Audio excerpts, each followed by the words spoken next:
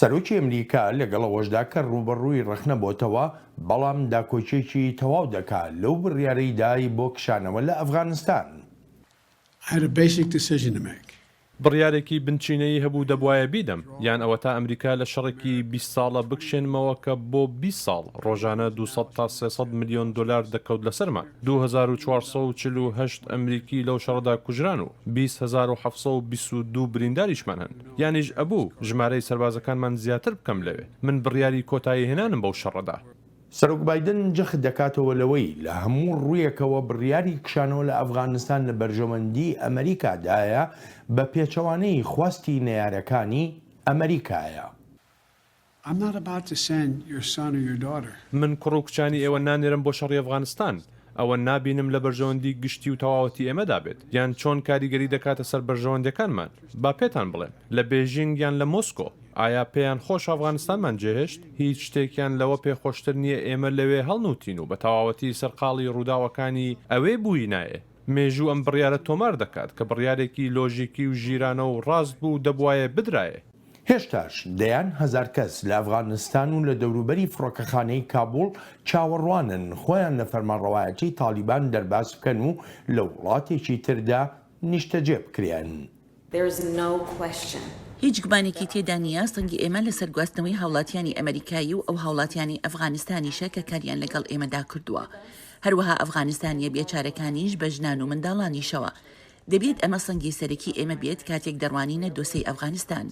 جاوەک بینیمان گواستنەوەیەکی سەرکەوتوانەمان هەبوو لە باڵیۆزخانەکەمان و بەبێ هیچ زیانێکی گیانی. هەزارەهان کەسی تریش لە فڕۆکەخانی کابوڵەوە گواستراونەتەوە. لەشکری ئەمریکا لەوێ کارێکی ئێجگار سەخت و قورس دەکات و بۆ هۆیەشەوە تا ئیستا سەرکەوتوانە ئەو خەڵقە گواستراونەتەوە تا ئیستا.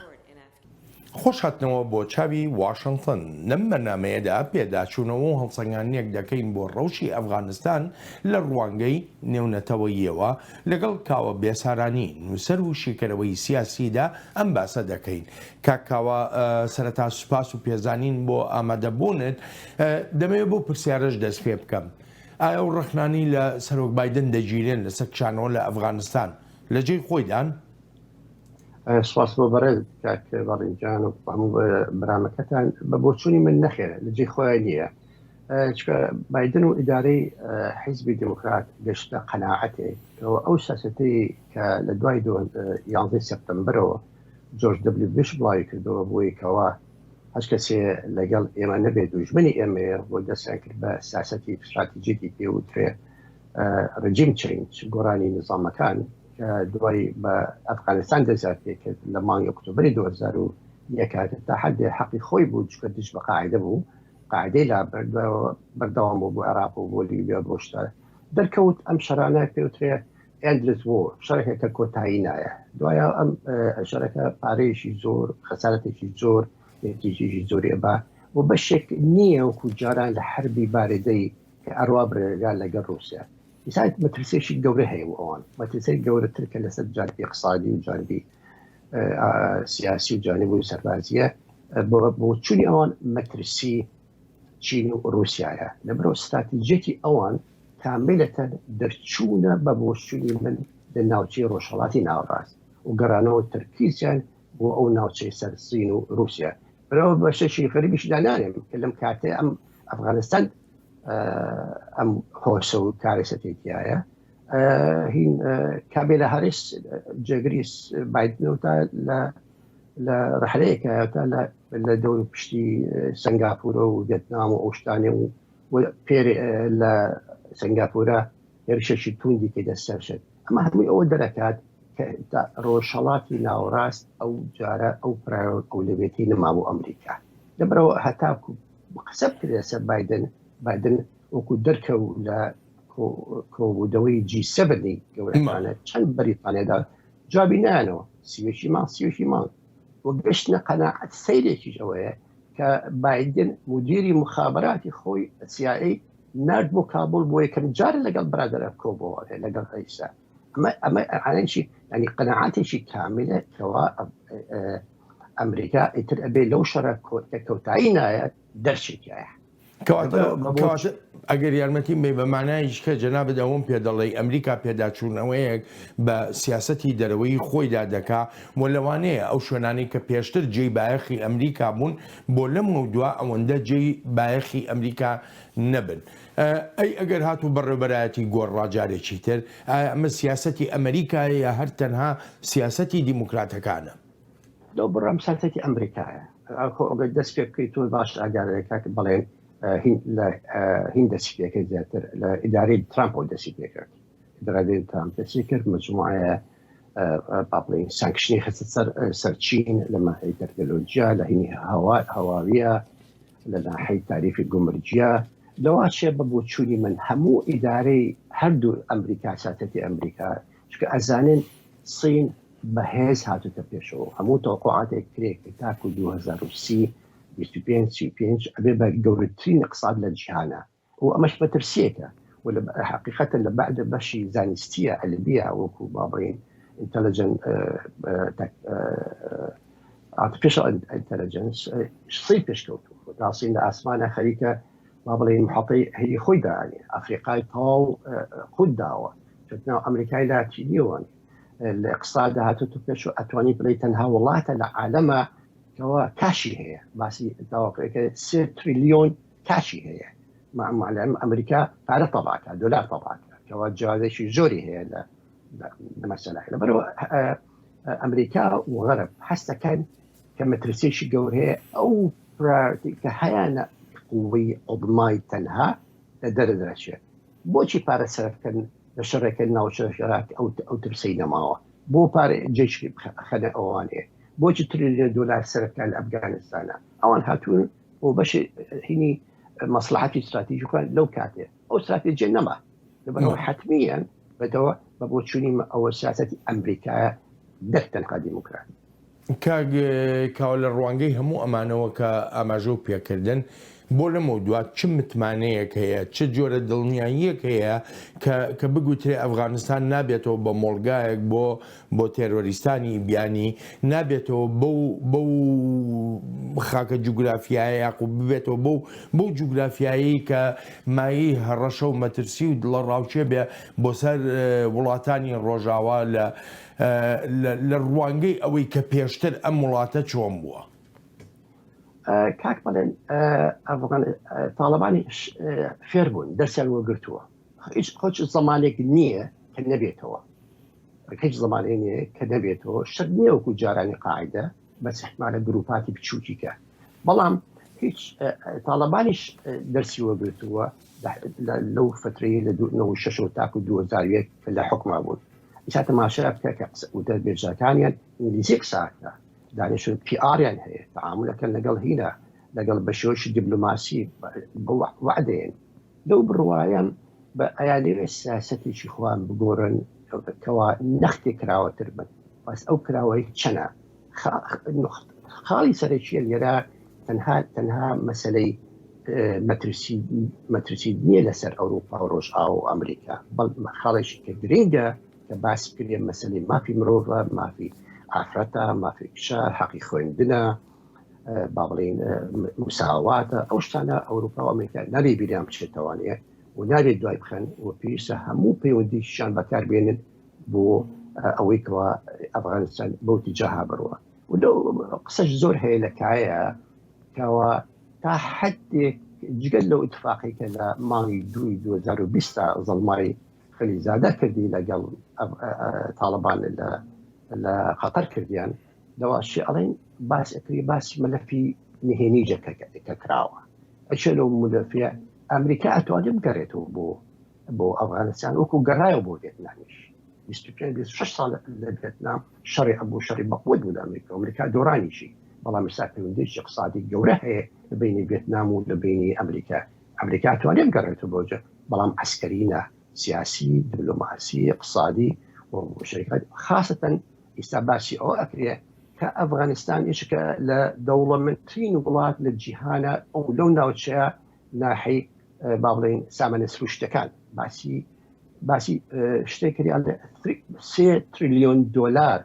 مەوادی خامیکە لە ئاڵتون لە ئەڵمان لە تێولیۆم لەو شتانە ئەگەر ئەوە ڕاست بێک و باسەکرێت بە 2010 شرکاتی جۆلۆجی ئەمریکی چاپی کردووە ئەمریکا بۆ شەوە بەجێ ناهێڵێ لەبەرەوە اتفاقاتێکی ئەوش بێت نەچێ شەڕی ساردەکە تەنها سینیە رووسیاشەیە ئەمریکا ئەوە شەیە بزانی تاجیکستان بعض وڵاتانی قەوقاز مۆتۆم ئیسڵمانی تیا هەیە و شتی تیا هەیە لەو نەوچە خۆ بزانی وحدودی سینیشە حدودی 76 کیلۆمتر الصين حدود هي لقل افغانستان بله حياتي ولو ما مر شيء ما مريكا بلام حدودك هي دزقا امني وهاول يعني جهان وبكار ناهلين كوا او جروب اسلامي تندو تجالي واشكاتو تتنا اولاته لحدودي دو 3000 لو مسلمان كان هين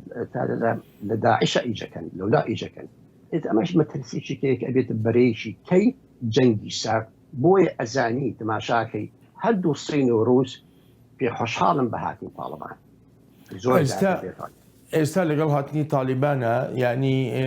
ئەکرێ بگوترێ پڕیشکی ئۆپۆزیسیۆنێکی بەرەنگار بوونەوە دژ بە تالیبان دروست بۆ ئەوەی کە کوڕەکەی ئەحمەد شاه مەسعود ڕێبەرایەتی دەکا لە دۆڵی پەنج شێر وڵاتانی ڕۆژاوا بە گشتی و ئەمریکا بە تایبەتی ینی ئەتوانن ڕاستەوخۆ بەیان ناڕاستەوخۆ کۆمەکی ئەو ئۆپۆزیسیۆنە بکەن کاک بڵێن ئەمە میدیای ئەوروپی گەورەی کردووە پێش ڕوحانی کابڵ ئەم قسەی ناکرا فجأەن کابرای لێڤی هەرەی لێڤی کابرای فەرەنسی کە چێتە هەر شوێنێک کاولیە کات ئەوە بۆچووی خۆمە چوە لیبیا چوە ڕێفراندۆمەکەی کوردستان خۆی دۆزی و چووە لای ئەحمەی کوڕی شاه مەسعود تا چ حەدێ ئەمە بەقووەتە تا چ حەدێ خەڵکی ئەفغانیزی تاقەتی شەڕی ماوە ئایا ڕۆژاوە ناوێ ئەمە گەورە بکاتاتەوەکو زەختێک لەسەر تاڵەبان ئایا تا چ حەدێ ئەمریکا تاقەتی شەڕیشکەی ماوە لەو ناوچە ڕاستە جەگری سەرۆشی ئەفغانی چوو بۆ ئەو شارە بێتەوە بەڵام جگری ئەفغانی خۆی هەمووی قەبایل وشتە لەو مەنتەقانەیە مەنتەقەیەکی زۆر سەختە ئەو وادی کاتی خۆ دژی رووسیا دەورێکی گەورە و باڵیان هەبوو بەڵام بە گومانی تێدا ئەبینم کە ئەحمەد شاه مەحموود کوڕی شاه مەسعود بتوانێت ئەو دەورە ببینێ ئیلا ئەگەر بە زۆر دروستیکەن بە میدیای ئەوروپی ئەودا بەڵام لایشکەش هەیە ئەگەر ئەوان بەرچوودیان لەگەڵ تاڵەبانە بگونجێ بۆچی ئەو دروستکەنەوە لە لایشکەوە ئایا سوالەکە هەیە ئایا بەکاری داهێنن وەکو عاملێکی زەق لەسەر تاڵەبان شتانە ینی هەمووی جێی پرسیارێکی زۆرن کاوە دەگەڕێمەوە بۆ لای جەنابێت خەڵکێکی زۆر ئەفغانستان جێدەیەڵن وەک دەڵێن ترس و نیگەرانیان هەن لە ئایندەی خۆیان و وڵاتەکەشیان بەهۆی فەرمانڕەوایەتی تالیبانەوە لەو ڕوانگەیەوەی پێشتر بۆ 5 ساڵ ئەزمموی فەرمانڕەوایەتی خوێناوی تالیبانیان بینیوە. یەکەم دڵنیات دەکەمەوە ترس و نیگرانی و خەڵکە بەو شێوەیە نییە بەڵکو سەبارەت بە خواست و داواکانیانە تا بگەنە وڵاتانی ڕۆژاوە ئەمە جۆرێکە لە کۆچکردن بەهۆی ئابوووریەوە چونکە ئەفغانستان وڵاتێکی هەژارە لە سەدا هەفتایی هاوڵاتیان لەژێر هێڵی هەژاریەوە دەژین لەبەرەوە هەمویان دەیانەوێت لە وڵاتێکی ڕۆژاواییدا بژین و ژیانێکی گەشەکردویان هەبێت ئەم کۆچکردنە سەبارەت بە ترس نییە کە بەکاردەهێنرێت بۆ ڕەواییدان بە کۆچکردنیان زیادەڕەویان بەو ترس و تۆقان نەکردووە ئێمە ئەفغانستانیەکان دەناسین و ئەمە کۆمەڵگەی خۆمانە ئەوە ڕاست نییە کە دەترسن وڵاتانی ڕۆژاوا بە گشتی داوا دەکەن ئەو دواوادەیی بۆ ڕۆژی سیویەکی مانگی هەشت دانراوە درێژ بکرێتەوە چونکە زۆری ژمارەی خەڵکو ئەو بێسەروبەری و ئاژاوانەی لە فڕۆکەخانەی کابوڵ هەن تەگەرەیەکی گەورن لە بەردەم پرۆسەی گواستنەوەی ئەو خەڵکەدا ئەم بابەتەش لە کۆبوونەوەی ڕێبەرانی وڵاتانی کۆمەڵی حەوتدا باس کراوە بەڵام تالیبان هەر هیچ نەبێت تا کاتی تۆمارکردنی ئەم بەرنامەیە قایل نییە. ئەمە شتێکە دەتوانیت بڵێیت هێڵی سوورە سەرۆک بایدن ئەم ڕێکەوتنەی ڕاگەیاندووە کە تا ڕۆژی سیوەکی مانگی هەشت هێزە لەشکریەکانیان دەکشێنەوە جا ئەگەر ئەو وادەیە درێژ بکرێتەوە کە پێویست ناکات ئەوا دەبێت سەر و سەودا لەگەڵ ئەو جۆرە پەیوەندیانەدا بکەین کە بێمتمانەی دروست دەکات ئەگەریش بیانەوێت درێژە بە داگیرکردن بدەن ئەوە کاردانەوەی بەدووادا دێت. هەرچۆنێک بێ ئەمریکا پێشتر ڕاشکاوانە ڕای خۆی بە تالیبان ڕاگەیاندووە و ئاگاهیشی داوەتێ ئەگەر کارێکی نەخوازراو بکات. We have made very clear to the Taliban. ئێمە زۆر بەڕوونی و ئاشکرایی بە تاڵبانمان ڕاگەیاندووە هەر هەوڵێک بۆ تەگەرە خستنە بەردەم ئەم پرۆسەیە بە دڵنیاییشەوە هەر هەوڵێک بۆ مەترسی خستنە سەر ئەمریکاییەک یان زیان لێدانی ئەوە ڕوبەڕووی بەرسڤێکی خێرا و گورچک بڕ دەبێتەوە ئەمەمان بەڕوونی و ئاشکرایی بە تاڵبان وتووە. کاکاوە دەگەڕێم و لای جەناب وەکو جەنابی شداگاداری زۆرێک لە ڕێبەرانی وڵاتانی ڕۆژاوا داواکەن وادەکە درێژ بکرێتەوە واتە لە دوای سیویەکی مانگی هەشتیشەوە هێزەکانیان لێ بمێنەوە بۆ ئەوەی پرۆسەی گواستنەوەی هەم هاوڵاتیانی بیانی هەم هاوڵاتیانی ئەفغانیش بتوانن بە تەواوەتی جێبەجێ بکەن. تالیبان ڕێگەی نەداوە. چارەنووسی ئەو خەڵکە چی دەبێت لەوێ؟ بەڕاستی ئەو کارەسەتێکی مرۆڤایەتێکی بینی بۆ شێوەیە دەیان هەزار کەس خۆی کردوتە ئەو پارچە زەوی پشکۆلی ناومەپار و ئێوە بکات و کارەسەتێک کە لە ڕاستیە با بڵێن پێی بڵێ هاوپەیمانی دووەلی تحالفی عەسکەری دووەلی کەەوە ئەمریکا و ئەوروپایە ئەوان بەرپرسیارن کە بە دروستبوونی ئەم کارەساتان و گەورەکردنی ئەم مەسەلەیە تا حەدێکی زۆر بەڕاستی بەلای منەوە بەشێکە بۆ داپۆشینی فەشەلی خۆیان کە نیان توانی ئەوە هەست پێ بکەن کابول و حکوومەتەکەی غەنی بە ئاسانی ئەڕوخێ بۆ ئەوەی ئەو فەشەلە پێ بکەن و ڕێی عامی گشتی خۆیان ڕێی ئەوروپی ئەو بێژی داپۆشن هەستن مەسەلەکان لەسەر مەسەلەیەکی مرۆڤایەتێکەوە تووشی کارەساتێکی زۆر بووە. ئەمە خاڵێکم خاڵی دووەمیش کە بەڵێن خۆ تاکو چەند بیت بعد ئەڵێم 7,700 کەسمان باشێتەوە ئەمڕۆ بەریتانیا ئەڵێ لە حدودی 10,000 باشە چەند 100,000 150,000 200,000 گوێزیتەوە ئەمڕۆ وزارەتی خارجی بەریتانی لیستێکی بڵاوکەوە ئەڵێ هەرچی با بڵین حاکم و Human Rights Organization و NGO چی هەموویمان جارێ ماوە نەقلەکەین باشە کە تو ئەمە هەمووی نەقلکەی بۆ کریمی وڵاتەکەیە با بڵێن کریمانی فئەی موسەقفین و ئەنتەلیجای وڵاتەکەی کەواتە تو وڵاتێکی کە لەسەڵ هەفتای لەژێر خەتی دەرهێڵی برسێتیاژی تو هەمووی بکەیتە دەرەوانێ تۆ چی هێڵێتەوە لەگەڵ ئەوە شاکە خەڵکەکە مافی حەقی خۆیەتی کە ئەترسێ لە وڵاتێکە ئایا باشتر نییە بۆ ئەوروپا و ئەمریکا بتوان ئالەتێک و میکانیزم دۆزنەوە لەگەڵ تاڵەبانەکەەوە ئەو کەسانە ئەوەی کە ئەیبەن بیبن ئەوەی کە ئەمەیەتوانێت بەشەوەی بابڕین بیبەسن بە مساعداتی ئەقسادیەوە بیبەسن بە ئەترافی دووەلیەوە پێ بیبدن مۆقعینەوە کە بەعزێ احترامی حقوقی ئینسانی ئەو کەسانە بگرێت شێوەیەکە لە مەدەنیەت بهێڵێتەوە شێوەیەکە لە سیستمی احترامی مافی مرۆڤ بێتەوە بەڕای من باشترەوەیکەوە دەورەکردنی ئەمەوەڵات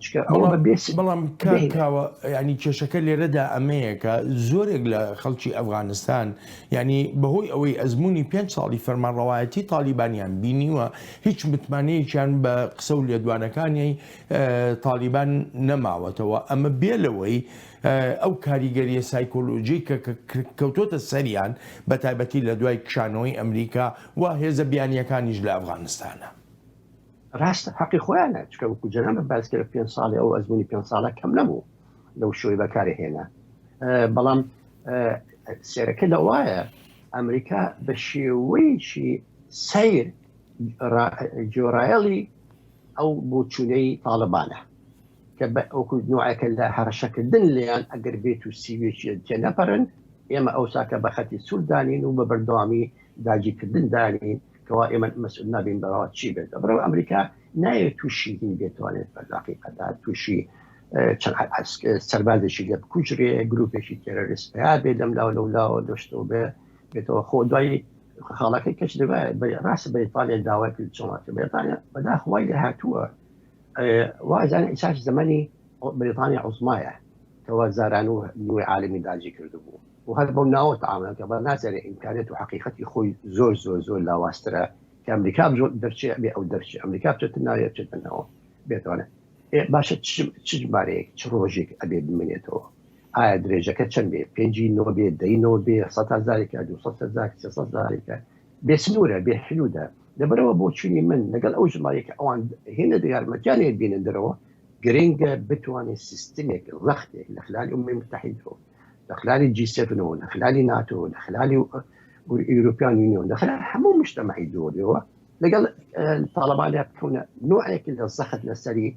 کە پێویستە بەم نوع تعامل کرێتەوە بجۆرێتەوە ئەو ساکە بۆی بتوانێت ئێمەش ئێوە وەرگرین. باشە تالیبان بە درێژکردنەوەی وادەیەک بۆ گواستنەوەی ئەو خەڵکە قایل نابێت بە هێڵی سووری دادەنێ و ئاگاهیش دەدا کە کاردانەوەی بەدوادادێ ئەگەر بێت و دوای سیوێکی هەشت هەر سەربازێکی بیانی لە ئەفغانستاندا بمێنێتەوە ئیتر چۆن بتوانین بڵین پێویستە تالیبان گوێ لە ناتۆ بگرێ گوێ لە نەتەوە یەکگرتوەکان بگرێ گوێ لە ڕێکخراوە جیهانیەکانی داکۆچی لە مافەکان دەکەن بگرێت. کاک بەڵێ ئیساڵەتی جیاوازە ئەمریکا شکستی هەنا بتێ نەتەوێ بەو شێوەیە کە ئەمریکا شکایە و بە ئەمریکا و بۆ فەو لێژاوی کە دروستی کرد تاالبان خۆی بە بەقوت دانێ حەستەکە پێگەی بەهێزترا توانای بەسرا ئەتوانێت ئەڵەخت بکات بەڵام ئەوە لەبەر ئەتوانێت شەوتی خۆی ئیسافەڕزکە بەڵام ئەگەر سپێت دەرچێتەوە واقعیشکەیتە بەرچە واقعێکەوە مجتەمەعێکە ڕووخاوە اقتصادێکە ڕووخاوە پارێ نییە ناتوانێت شتێککە ناتوانێت مجتەمەعی دووەلی وەرگێ زۆر جیاوازە بێ لە وەزعەتی نەفسی کە ئیساتی ئاەتی ئێستا وتە بەنگلیزی پێڵە بوستی کەوا نەخێ خوان معنەویەن خوان بە بەهێز دەزانن کە مدیری مخابراتی CIA پەلەپەر ڕاکە بۆ کابول لەگەڵ کاپای برادرانی کۆبێتەوانێ لەگەڵ ئەوە ئەکە پێڵێ نابێت کۆبێت و جووی لێگرێ شکستی ئەمریکا بۆ دەرەجەیە شکستی وڵاتانی ناتۆ بۆ دەرەجەیە ئەمە تا حدێک و بۆ ماوەشی کەمیش بەعزی جهاتی با بڵین توندڕێژ تەژیعەکە ئەمڕۆ جملە برارێکی عەسابی حەق بوو لە عێراقا ئەڵێ ڕوخاندنی ڕاکشانەوەی ئەمریکا شکستێکی گەورەیە بۆ ئەمریکا و ئەمە دەدایەکە کە ئەمریکا چەند لاوازە لە ئەفریقاە لە ئەفریقا لە سەرەوانەیە لە نایجیر و مالی و ئۆشتانە لە ماوەی ئەم هەفتە دەڕۆژەی پێشوە ئەو ڕێکخراوە تند و تیژانە تقریبا 200 کەسی ئیزافیان بەڵاموە بەڵام کاکاوە گەر یارمەتیم بی هەتا ئەو کاتێک کە هێزەکانی ئەمریکا و هێزەکانی ڕۆژاوا لە ئەفغانستانی شابوون تالیبان نەیدەتوانی بە هیچ شێوەیەک ئەو جۆرە پێشڕەویە بکە کە کردی لە پاش کشانەوەی هێزەکان یاخو پاش دەستپێکردنی قۆناغی کۆتایی کشانەوە لە ئەفغانستاندا ئەوەی کە شکستی هێنا لە ئەفغانستاندا ئەو دەوڵەتە بوو یا ئەو حکوومەتە بوو کە گەندەڵی هەموو جوگەکانی حکوومەتی گرتبووەوە ئەوە بوو کە لەشکری وڵاتەکە پاشەوەی زیاد لە $2 تریلیۆن خرج کراوە بۆ ئەفغانستان پاش ئەو هەموو مەشق و ڕاهێنانانەی کە بە لەشکر و هێزە ئاسایشیەکان کراون خۆیان شەڕی وڵاتەکەی خۆیان نەکەن ئیتر بۆ وڵاتێکی تر ئەم شەڕێیان بۆ بکە بۆ ببێ بە شکست بۆ وڵاتێکی کە نەک شکست بۆ ئەو دامەزراوانی کە ئەفغانستانی خۆی بەڕەوە دەبرد. بەڵێ ڕاستە بزڵەت وایە ئەو مۆدلەیەکەوە ئەمریکا و لەگەڵ نیم کۆنسێڤەتە دروستیان کرد لە دڵنی سیاسەتی ڕژیم چینجە وەکو لە پێشەوە باسم کرد ئەو کۆمەڵێک بینێ کۆمەڵێکی گەندەڵی لە دەرەوە وڵات بینە فەردێکە بەسەریا و چێتوانێت حقیقەتەن ئەم باسی سوپای ئەفغانستان بکەین حدودی 9,000 کەسە بەس لە حقیقەتە هەڵێن بەس ئەو ئاڵتونەکەی 20,000 کەسەکە بتوانێت شەڕی بکە ئەمە حقیقەتی ئەو مۆدلە شکستێنە فەشەلی کرد کەوا ئەمریکا 20 ساڵە 25 ساڵە ئەوێ لە دە وڵاتانی تایبەتی شەرقی ئەوسەتا فەرزێکە بەسەرخە لەبەرەوە بگەڕێون بە دوایە ئەم ئیتفاقەیەکە کراوە خۆجەزانی لە ترامپ و مانگی 2020 ئیمزاکرا ئەوشتانە بەڵام ئاخر نقطە پێشەوە جەناب ببڕم هەر کە تاڵبان هەستی کردکە ئەمریکا ئەکشێتەوە ئەمە بە ئەوان گەورەترین سەرکەوتنی سایکۆلۆژی بوو کە ئەجزان حقیقەتی طبیعەتی ئەو نظامە و چۆنە و سوپاکەی چۆنە و گەندەڵێکی چۆنە بەرەو بە ئاسانی شار بەدەشوە شار بگرت حتى ئەمریکا تا حدێک ملاحظە بکەیت 2 هەفتەی پێشەوەی کە کابڵ بڕۆکێت تا راتی B-52 نرد و قەسفی ئەو مانتقانە بکە دەوری جەلالەباد وشتیوە بەڵام سوودی نەبوو سوودی نەبوو بزانین کۆمەڵگەی نێونەتەوەی بە گشتی وڵاتانی جیهانیش چۆن دەڕوانە ئەفغانستان ڕەوشی نوێی ئەفغانستان وڵاتانی جیهانی خستوەتە بەردەم هەڵوێست و بەرنامە ڕێژی نوێوە ئەمریکا لە سەروی هەمیانەوە. بلینکن وەزیری دەرەوە و خۆشم لەگەڵ هاوپەیمانەکانماندا کار دەکەین تا فشارێکی نێونەتەوەی لەسەر تاڵبان دروست بکرێت. تاڵبان چاوی لە هەندێک ڕەوایی پێدانە لەسەرەتی بزانێت چۆن پارێزگاری لەو وڵاتە دەکات. ڕەوشێکی قورس ڕوبڕووی تاڵبان دەبێتەوە و ڕەوشێکی قورسیش دەسەپێنین بەسەر تاڵباندا و ئەمەش دەکەوێتە سەر ئەوەی چۆن سەر و سەودا لەگەڵ ژنان و کچاندا دەکەن و چۆن ڕەفتار لەگەڵ هاوڵاتیاندا دەکەن. جا هێشتا سەرەتایە. بۆ ئەم ڕەوشە نوێی ئەفغانستانی بەشەڕوێران بوو نەتەوە یەکگرتوەکان داوای هاوهەڵوێستی دەکا لە وڵاتانی جیهان.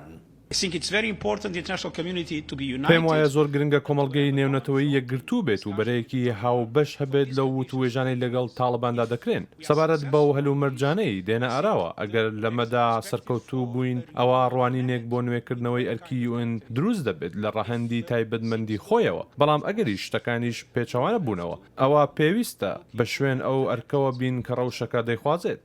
ئەوروپاییەکان بە دیدێکی ترەوە لە ڕەوشی ئەفغانستان دەڕوانن و ناوی کارەساتێکی فرە ڕەهەندی لێدەنێن. لەوە تای ڕۆژی یەکشەمەی ڕابردووەوە ڕوبڕووی زەمینەیەکی نوێ و بە ئازاری ئەفغانستان بووینەتەوە بە باشکرایی و ڕاشکاوانە بیڵێن. ئەمە کارەساتە بۆ گەلی ئەفغانستان بۆ بەهاکانی ڕۆژاوا و متمانەش بە ڕۆژاوا هەروەهاش بۆ پەرەپێدانی پەیوەندیان نێونەتەوەیەکانیش. رووسیاییەکانیش ئامادەی خۆیان بۆ هەموو هاوکاریەک دەردەبڕن بەو مەرجەی ڕووداوەکانی پێش و دووبارە نەبنەوە لە ناو سنوورەکانیان و لە دەرەوەی سنوورەکانی رووسیاشدا. ئێمە هەموو شتێک دەکەین لەگەڵ دۆستە ڕۆژاوایەکانماندا بۆ دڵنیابوون لە سەقامگیری لە ئەفغانستان. نامانەوێت ئەوەی لە ساڵانی 90ەکانیان لە ناوەڕاستی 2000ەکاندا ڕوویاندا دووبارە ببنەوە تەنانەت ئەگەر بەشێکیشی بێت ئەو کاتەی شەڕ لە باکووری قەوقاز هەبوو. وڵاتی چین نیگەرانی خۆی لە دەسەڵاتی تالیبان نەشاردوێتەوە و چاوی لە ئەگەری حکوومەتی داهاتووی ئەفغانستانە چۆن دەبێت. هەڵوێستی چین لەسەر ئەفغانستان ئاشکرایە و چەند و چۆنێکی لەسەر نییە. هیوادارین ئەفغانستان حکوومەتێکی کراوە و فرەیی و نوێنێرایەتی پێکبێنێت و ڕێبازێکی مۆدرنی جێگیری ناوخۆیی هەبێت و لە ڕووی دیبلۆماتیشەوە خواستی گەلی ئەفغانستان و کۆمەڵگەی نێونەتەوەیش بەجێ بگەێنێت. کۆماری ئیسلامی ئێران بە وردی سەیری پەرەسەندنەکانی ناو ئەفغانستان دەکات و ڕووداوەکانی پێشتریش پێمان دەڵێن ئێران نیگەرانە لە گەڕانەوەی تالیبانە سونە ئاینزاتون ڕەوەکان بۆ دەسەڵات لە کابوڵ.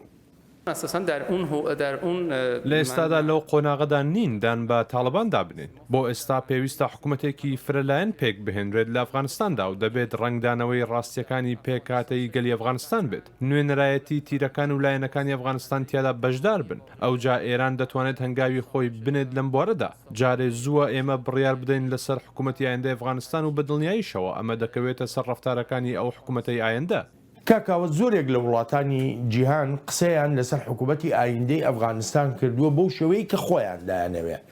هەتا ئێستا ئەفغانیەکان بۆ خۆیان قسەیان نەکردووە لەسەر ئەم حکوومەتە کە پێویستە چۆن بێ یاخود چ پلانێکیان هەیە بۆ حکوومەتی خۆیان. کامیان گرنگترە لێرە ڕای وڵاتانی گەورەی دنیا یاخوهی ناوچەکە یا ڕای تالیبان و ئەفغانیەکان خۆیان. کاک بەڵێن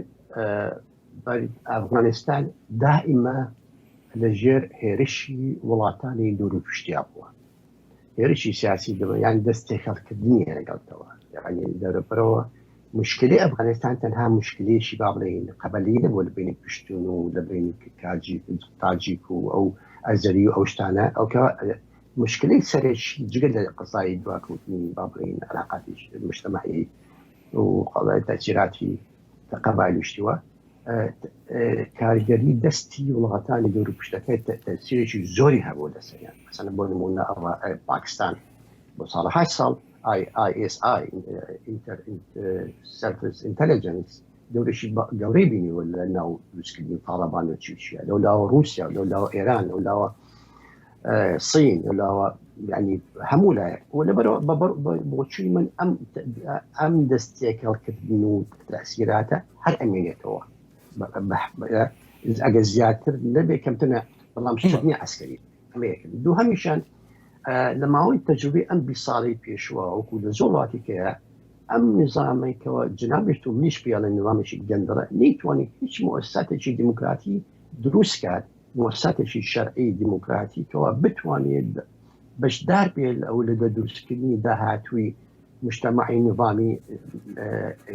ئەفغانی داهاتوو هەمووی ڕووخات وەکو باڵێ ماڵی کارتۆنی ڕووخا مایەوە تاڵبان هەر خۆی مایەوە لە کارمشتن کە ئەوەش مەترسێکی گەورەیە کە لەم وڵاتانەیە بەو شێوە حربانە ئەڕۆ بەرەگەوە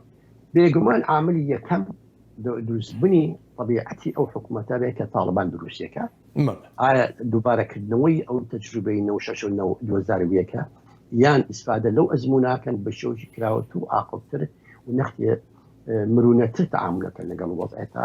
متەوقعاتەکە محاولەکەن و دوو هەمیش تأثیرات و دەرکەڵکردنی ئەو وڵاتانە بە زیاترەکە پاکستان بەشێوە نابێتەوە بەڵام ئەمریکا ئەمێنێتەوە رووسیا زیادەکرات چین زۆر زیاترە بێتەوانێ لەبەرەوە شتەکە بەڵفەبتە بێتیۆزان دەرێخات بەڵێ کاوە بخۆت دەزانیە رووسیا و کۆماری ئیسلامی ئێران لە سووریادا وێڕاینا تەباییەکانیان بەڵام لە یەک بەرەدان بۆ ئەفغانستانی هەروەها بێ زۆر بە کورتی بڕۆ ناکەم ئەولەوێتی رووسیا لە سووریا جیاواز لەگەڵ ئەولەوێتی رووسیا لە ئەفغانستان لەگەڵ ئێرانە بڕۆ ناکەم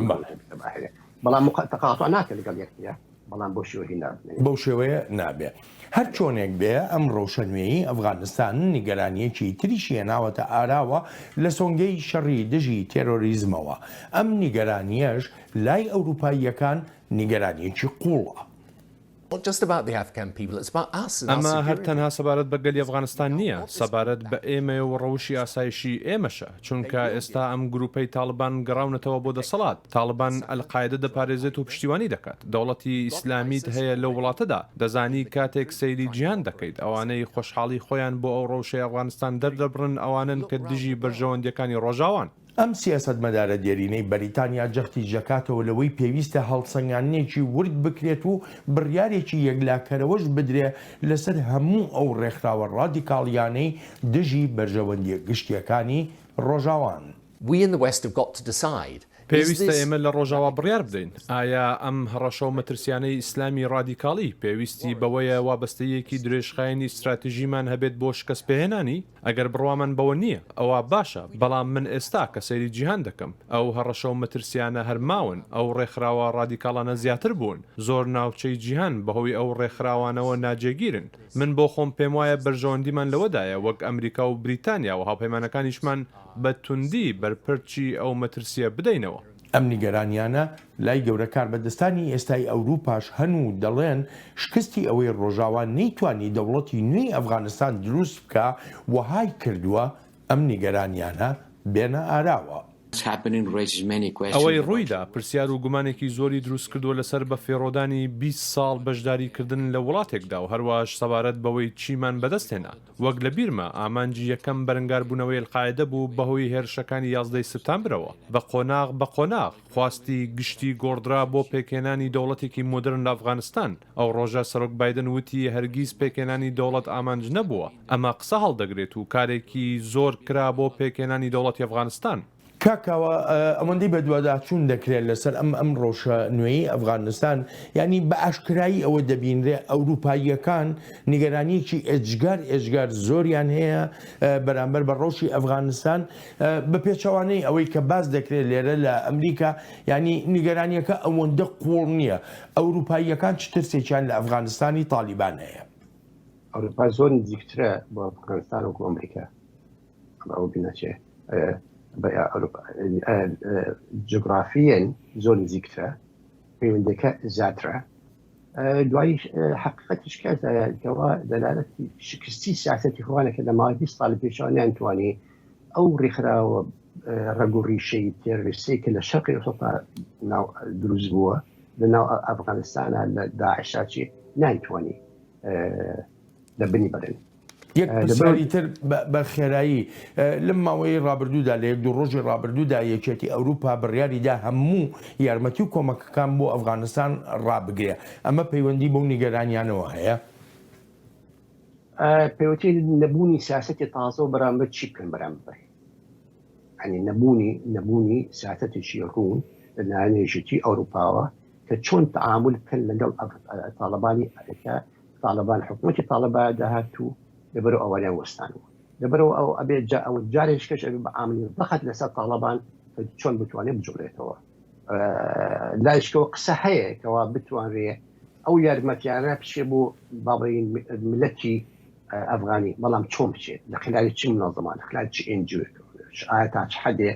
تاالبان ڕێگایە بە ئۆکسفام و ئەم منظماتە NGO عالمیان لێ ئیشکات لەبەرەوە ئەم هەمووی کە کردویانە بەڕاستی لە ڕاستیا بۆ چووی من دلالەتی فەشەلی شکستی سیاسەتی ئەوروپا و اتحادی ئەوروپیەکە لە ناو ئەفغانستانێکە بوشیوە بۆ ئاسانیە ڕخاورمە لەمە دووە پێویستە چ جۆرە سیاسەتێک بگیرێتە بەر بە تایبەتی بۆ کەمکردنەوەی کاریگەریەکانی هێزە ڕادیکاڵە ئیسلامیەکان شتێکی تازە نیەوە کاشتێکە بەڵێنە بێ بە ڕوو کۆمەڵێک کارشتی کاری هەیە مەسەلەی جانبی سیاسی و فکری بەرامبەر ئەم ڕادیکالانە پێش هەموو شتێکی هەیە خاڵێک هەیەکەوە ئەبێ خۆمان لێ نەشارینەوەی ڕای نەکەیندەی ئیشە لەو شتانێکی ئەم ڕادیکالانە ئەژین و خوان بەهێزەکەن مەسەلەی فەڵەستینە لەبەرەوە ئەبێ غەرب بۆ چوونی من اتفاقینێکی نەتفاق نەکەن لەگەڵ ئەبێ ئەو بە عەرەبەکەی پێڵێ ئەو فەرشە لەجێ قاچانە ڕاکێشێ بۆ چوونێکی زیاتری مرونەتیان هەبێ بۆ حلکردنی قەزەی فەڵەستین بۆ ئەی ئەم ڕادیکالە نەتوانێت ئەم بەردەوام خەڵەتێن بەناوی مەسەلەی فەڵەستین و حتا بۆ ئێرانیش ئەم شتە بێتەوە ئەمە یەکەم دووەمیش بە ئاشکرا زانین کەوای بەعزی وڵات هەیە یارمەتیشی نزیکی نظام ئەرحامەکانی هەیە یانی تەسهیلاتی بۆ کردن لۆجستیک باشکرا تووشی بێتەوە ئایا باشە ناتوانڕێ ئەوە بوەستێنڕێ کە ئەومان نەدی لە ئەوروپا بێتوانێت یعنی مجموعی خەڵاتوات هەیە کەەوە ئەو نوع مۆدلی کە دروستیان کرد لە دروستکردنی حکمی حکم ئەو فەشەلێکە بە شێوەیەکە بڕابەرێکەوە قەزەی دموکراتی قەزەی بەدەستگا کرد بەشتوانێ قەزەی خوێندن و پەروەردە و مناڵ نابێ بە شتێکی شکلی و سەدهی بێتوانێت بەڵام بەڕای جەنابە کاوە ئەمە نابێتە مای ئەوەی کە بگوترێ بە شێوەیە لە شێوەکان ڕەوایی ئەدرێ بە بیری ڕادیکاڵی بە توندڕەوی بۆ ئایدۆلۆژیای ڕقوچینەیی کە چەندان ساڵە بەهاکانی ڕۆژاوە لە بەرەنگاربوونەوەیە لەگەڵیا شەک نییە بەڵام ئەگەر حاڵەتێک کرابێت و بەردەشەر یعنی سیاسەتێک سەرکەوتوو نەبێت ئەوەش ئازایەتی نییە تۆ بەردەوامی ئەو سیاسەتە بێ هەتا دەتوانێت ئەنی لەبەرەوە گۆڕانکردنی سیاسەت کوردستان ئەمریکا و غەربێکە استراتیژی گۆڕێ لە دەرەچێت لە شەرقی سەتەوە بۆ سین لەبەرەوەکەوە مەترسی سەر خۆی هەیە گۆڕینکردنی و یان زەخەتکردنە سەر ئەو شوێنەیە کە مەجای ئەوان هەیە کە زەخەنە سەریان بۆ کەمکردنەوەی مرونەت و سیاست بە شەدنی معنایەوە تەنازلاتە بۆ ئەو ڕێکخراوە تونند و تیژوشتانە باکسەوە چاکردنی سیاستەکە کە خزمەتی ئەو تەوجۆراکە کە بێتەوە مێڵی ئەرهاب و تێرەر و ڕێکخراوە تونند و توشەکان بەکاری بێنین بۆ هەدەفی کیان کە دروستکردنی سیستەمێک و ئەجواگ و فەضایشی توندڕەوی تێرەری سەدەی بەردیە دژە مرۆڤایەتی ئەگەر بکرێ بە پازە چرکە پێم بڵێ تالیبان ئایا ئەو خواستەی هەیە وەکو لایەنێکی مۆدێرن لەسەر تەختەی شانۆی جیهانی دەربکەوێ بە زەحمەت ێزانم خاصن ئەوە باسی شریعەتی ئیسلامیەکە شریعەتی بەکارهێنانی شریعەتی ئیسلامی شتێکی مەپاتیە لە دەستبڕینەوە تایەتی تاکو شتێکێکە چۆن ئەو شریعەتی ئیسلامی بەکارهێنێن تەنفیزەکەن ئەوە ئەبێت چاڕێنکە کاکاوە سوپاس و پێزانینم بۆ بەشداریت لە بەرنامەی ئەم هەفتەیی چاوی واشنگتندا زۆر سپاس دەکەم زۆر سپاس بۆ ئێوە بڵێن زۆر سپاس بۆ بینەرانتان سپاسی بەڕێزت دەکەین ئەلبەتە ئازیزانم سپاسی بێپایانم بۆ ئێوەی خۆشەویستە کە تا ئێستا لەگەڵماندا ماونەتەوە تا هەفتەی ئایندە و چاوێکی نوێی واشنگتن ڕێز و خۆشەویستی ستافی بەرنامە هەروەهی خۆشم بەڵێن ساڵح بەسەر بفەرمونون هەر لە خۆشیە جێتان بێڕی